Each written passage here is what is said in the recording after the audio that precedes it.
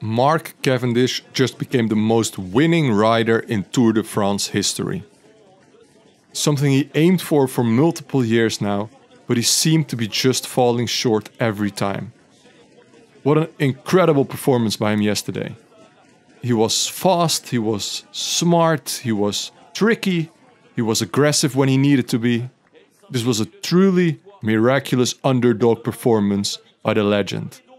Let's take a look at how exactly he pulled it off. As we head into the final kilometer here, we can already see Cavendish being in an excellent position. It's important to note that his team had been working for the entire final 10 kilometers to get him in that position and to keep him there.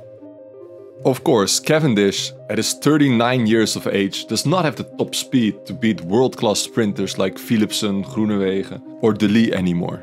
However, all of his experience made him a very smart rider. He's tactically very sound and he's very cunning. And on top of that, he still has the determination and aggression to fight with the other sprinters for position. He's definitely still willing to risk it all. These two qualities allow him to win the race here today. Let's take a deeper look. One thing Cavendish is a master at is fighting for position and creating space for himself. In the final kilometer, Cavendish sees that his own lead-out will probably pull through the center here, so he definitely wants to stay on the wheel of Akkerman. And even though he has plenty of space on his right, he immediately steers to the left to let Thijssen of Intermarché know that there is no chance for him to grab the wheel of Akkerman. Cavendish successfully defends his position here, and look what a positional advantage this gets him over Thijssen. And now Cavendish finds himself in an amazing position. Still on the wheel of Akkerman, but also Demar and Philipsen right in front of him. And of course any sprinter would want to be on Philipsen's wheel here, who not only is the fastest himself, but also his lead-out Mathieu van der Poel is extremely strong. There's just one small problem. Right now, Phil Bauhaus is on the wheel of Philipsen, and he is not gonna give the wheel away for free. Cavendish, however, knows that this is a crucial moment in the sprint, and he needs to battle for the wheel of Philipsen. And so he does.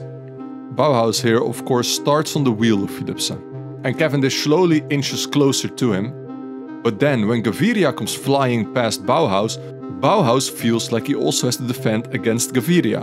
And right when he does that, Cavendish comes flying in to take his position. Cavendish is patient right up until the moment where he needs to be aggressive.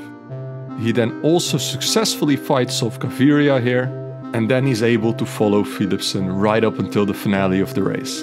And here he makes yet another very smart decision. He knows that if he stays on Philipsen's wheel, it will be very hard to pass him eventually in a sprint, just because Philipsen's that much faster than anyone else. So he decides to leave the wheel which he fought so hard for to get. He once again wants to jump onto Akkerman's wheel, first beating Coquard and then even Philipsen for the position. Yet Cavendish's most brilliant move is yet to come. As we head into the final 200 meters of the race, the entire left side of the road is completely open. Cavendish looks there, sees this, and then uses this to his full advantage. He flies off to the left side of the road, and this is a genius move. First of all, he sees Gibbons here falling back. He knows Gibbons is not gonna sprint, and therefore he knows that the riders around him will have to deviate a bit and won't be at the same speed as Cavendish now launches a sprint with. Then, even more importantly, it will be harder for the sprinters currently in his wheel to follow his jump. Only Philipsen is able to follow Cavendish here, but he puts him in a very tough spot.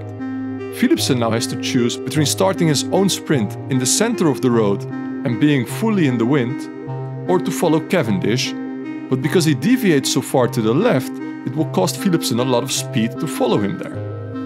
Philipsen chooses to follow Cavendish, and the rest is history.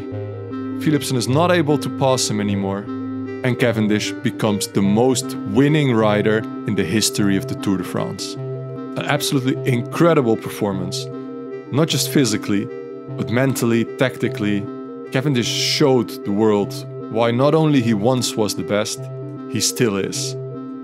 And with this win, he surpasses Eddy Merckx as the rider with the most Tour de France victories. And for me, the most interesting question is, how will Cavendish go down in history? Will he be listed among such names as Eddy Merckx? I think with yesterday's victory, he definitely deserves to be there.